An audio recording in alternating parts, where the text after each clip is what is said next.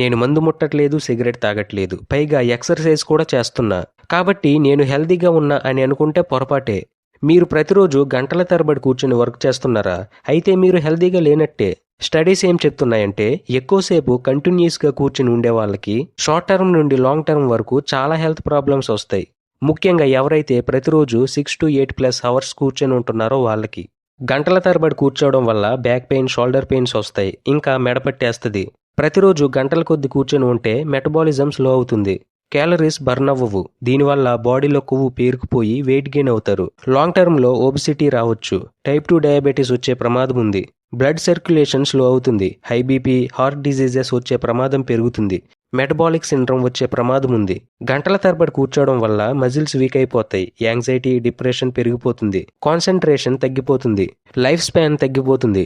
Research ప్రకారం long sitting వల్ల cancer వచ్చే రిస్క్ ఉందంట. డైలీ 8+ అవర్స్ కూర్చొని ఉండే వాళ్ళకి లాంగ్ రన్లో హెల్త్ ప్రాబ్లమ్స్ చాలా గట్టిగా ఉంటాయి. ఈవెన్ ఎక్సర్సైజ్ చేసినా కూడా ఎటువంటి ఉపయోగం ఉండదు. ఈ హెల్త్ ప్రాబ్లమ్స్ అన్నీ ఒకదానికొకటి లింక్ అయి ఉంటాయి.